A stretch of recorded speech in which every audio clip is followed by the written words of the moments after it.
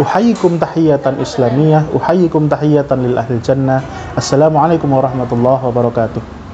Innal hamdalillah nahmaduhu wa nasta'inuhu wa nastaghfiruhu wa na'udzu billahi min syururi anfusina wa min sayyiati a'malina may yahdihillahu fala mudilla lahu wa may yudlil fala hadiyalah. Allahumma faqihna fid din wa 'allimna ta'wil. Baik, sobat duta suara sekalian, kembali lagi bersama saya Mas Azhar Suryansyah Mahfudin, yang dimana insyaallah ke depan akan mengajarkan atau belajar bersama, ya lebih tepatnya sharing terkait dengan Bulughul Maram, kitab Bulughul Maram atau kitab karya Ibnu Hajar Al-Asqalani. Kitab yang saya pakai untuk sobat-sobat sekalian di sini lebih mengutamakan kitab yang berbahasa Indonesia. Kita walaupun di sini ada 3 kitab, tapi saya mengutamakan pada kitab yang berbahasa Indonesia yang insyaallah mudah dipahami. Kitabnya terjemah Bulughul Maram, terjemah karya Ibnu Hajar Al-Asqalani, dan penerjemahnya dan pensyarahnya bernama Dr. Andes Muhammad Mahfudin Al-Adib. Seperti ini kitabnya ya. Monggo, bisa dibeli di toko-toko online. Kitabnya sangat banyak dan murah insyaallah, di bawah 100.000. Yang dimana kitab ini adalah kitab untuk tuntunan ibadah kita. Di dalam kitab ini ada banyak sekali, mulai dari kita ibadah yang kecil ya, sampai bahkan ada di dalamnya ini jihad. Ya, saya bacakan. Di dalam kitab ini ada bab kitab tentang toharoh atau bersuci. Lalu kemudian di dalam kitab ini juga ada kitabus sholat, bagaimana kita sholat. Lalu di dalamnya juga ada kitab jenazah, bahkan ada kitab jenazah, bagaimana jenazah itu di dalam Islam. Kitab jenazah itu bagaimana jenazah itu dimuliakan. Ya, jadi kita memuliakan jenazah, lebih tepatnya mengurus jenazah itu artinya memuliakan jenazah. Lalu ada kitab zakat, bagaimana kita cara berzakat yang benar. Lalu ada kitab puasa atau kitab syam, ada kitab haji, ada kitab jual beli atau kitabul bai'. Lalu kemudian ada juga di dalamnya ini kitab nikah. Kitab nikah. Lalu kemudian ada juga kitab jinayat. Apa kitab jinayat? Kitab jinayat ini pidana dalam Islam. Maksudnya di sini ketentuan-ketentuan yang dimana apabila dilanggar oleh seorang muslim, maka hukumannya apa? Misal contohnya ya yang paling masyhur saja ya. Yang paling masyhur apabila mencuri dipotong tangan. Nah, itu kitab pidana. Tapi nanti kita akan belajar lebih mendalam. Lalu kemudian ada kitab hukuman. Lalu ada kitab jihad, ada kitab makanan tentang halal haram. Lalu kemudian ada kitab sumpah dan nazar. Ada kitab putusan hukum, yang dimana putusan hukum ini kitabnya berisi terkait dengan jurisprudensi atau tentang kehakiman pada zaman dahulu, pada zamannya Rasulullah SAW sampai zamannya Ottoman ya, atau Utsmaniyah, Khilafah Turki Utsmani. Nah, terus kemudian ada kitab tentang memerdekakan budak, ada kitab kumpulan hadis, yang dimana hadis-hadis ini bisa dipakai untuk tazkiyatun nafas atau memuliakan hati. Lalu di dalamnya terakhir ada kitab zikir dan doa, yang dimana kitab ini insya Allah sangat lengkap sekali, sangat lengkap, yang diambil hadis-hadis diambil oleh Imam Ibnu Hajar Al-Asqalani untuk memudahkan kita dalam mempraktekkan keislaman kita dalam keseharian kita. Ya, begitu.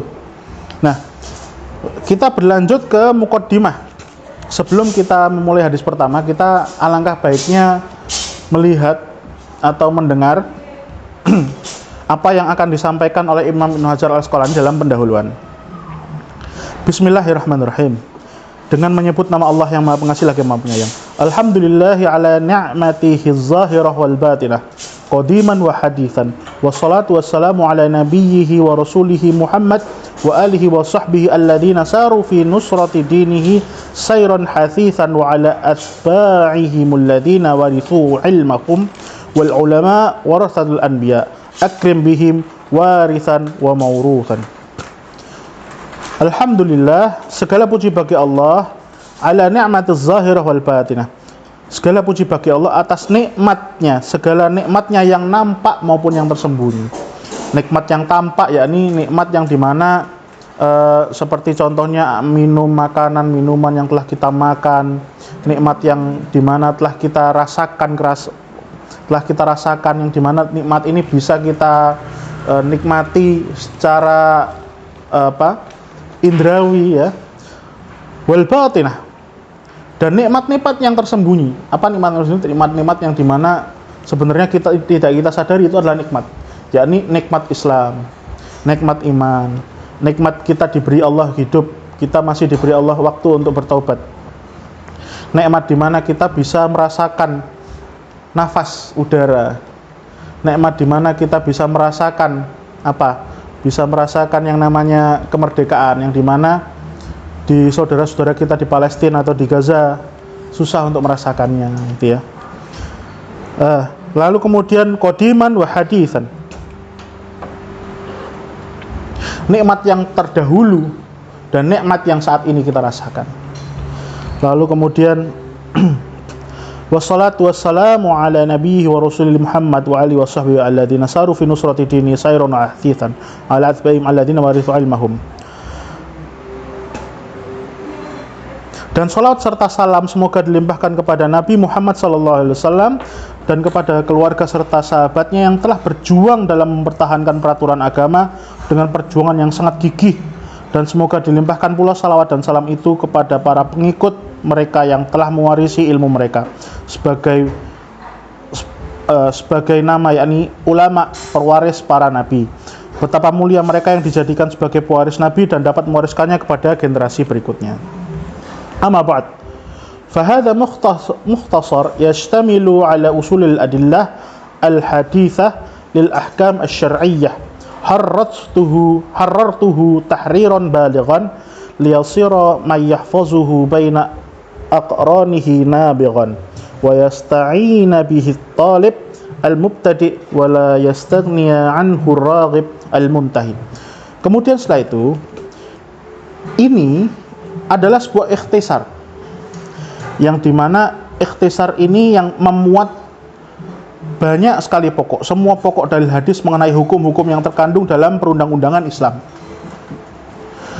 Aku menyusun, yakni aku Imam Ibnu Hajar al-Asqalani menyusun ikhtisar ini dengan susunan yang mudah difahami agar dapat dijadikan pedoman bagi orang yang bermaksud menghafalnya dan memeliharanya dengan tinjauan yang memusat, juga agar dapat menolong para pelajar dan mahasiswa dalam mempelajari hukum-hukum Islam, dan agar dapat pula dijadikan pegangan bagi orang yang ingin mendalami hukum sehingga ia tidak menyimpang dari pokok hadis yang benar. Wa qad bayyantu aqiba kulli haditsin man akhrajahu minal a'immah li iradati nushil ummah fal muradu bis sab'ah Ahmad wal Bukhari wa Muslim wa Abu Dawud wa Ibnu Majah wa Tirmidzi wa Nasa'i wa bis-sittah man ada Ahmad wa bil khamsah man ada al-Bukhari wa Musliman wa qad aqulu al-arba'ah wa Ahmad wa al-arba'ah wa bil arba'ah man ada thalathah al-awwal wa bi thalathah man adahum wa ada al-akhir wa bil muttafaq alaih al-Bukhari wa Muslim wa qad la adhkuru ma'ahuma ghairahuma wa ma ada dzalika fa huwa mubayyin. Pada setiap kali sesudah hadis ini disebutkan, hadis itu disebutkan, aku jelaskan pula mengenai pribadi tokoh-tokoh ahli hadis tersebut. Ini dimaksudkan untuk memberikan petunjuk tentang kedudukan hadis itu kepada umat. Oleh karena itu, jika ditemukan istilah as-sab'ah atau 7, maka yang dimaksud ialah hadis itu dikeluarkan oleh Imam Ahmad, Imam Bukhari, Muslim, Abu Dawud, Ibnu Majah, Tirmidzi, dan Nasa'i. Dan bila disebutkan sittah atau 6, maka yang dimaksud adalah bahwa hadis itu semua dikeluarkan oleh 6 rawi tersebut di atas kecuali Imam Ahmad. Dan jika disebut khamsah atau 5, maka yang dimaksud ialah 5 orang rawi tersebut di atas selain Bukhari dan Muslim. Dan jika aku menyebutkan al-arba'ah, maka maksudnya ialah 4 orang perawi tersebut plus Imam Ahmad. Dan jika disebutkan al-arba'ah saja, berarti 4 orang perawi tersebut selain 3 rawi yang pertama disebutkan di atas, dan jika disebutkan ats-tsalatsa atau 3, berarti selain 3 orang di atas plus 1 orang yang terakhir. Dan jika disebutkan muttafaqun alaihi, artinya disepakati oleh Imam Bukhari dan Imam Muslim. Aku tidak menyebutkan untuk kedua imam itu secara bersamaan selain istilah itu. Maka selain yang telah kusebutkan itu, maka langsung saja aku sebutkan nama rawinya dengan jelas. Wassammaituhu bulughul marram min adillatil ahkam. Wallahu as'alu alla yaj'ala ma 'allimna 'alaina wabalan wa ayyarzuqana al-'amal bima yurdihi subhanahu wa ta'ala. Maka dengan ini aku beri nama ikhtisar ini dengan nama Bulughul Marram min Adillatil Ahkam, tersampainya tujuan dari dalil-dalil hukum. Aku mohon kepada Allah semoga tidak menjadikan ikhtisar yang ada ini memberatkan kita dan menjadi malapetaka. Semoga Allah memberi kita kekuatan untuk selalu berperilaku sesuai dengan apa yang diridhoinya. Amin amin Allahumma amin. Tayyib, Sobat Duta Suara sekalian, alhamdulillah kita sudah selesai membaca muqaddimah atau pesan pendahuluan dari Imam Ibnu Hajar Al-Asqalani. Kita insyaallah akan beranjak di hadis berikutnya. Wassalamualaikum warahmatullahi wabarakatuh.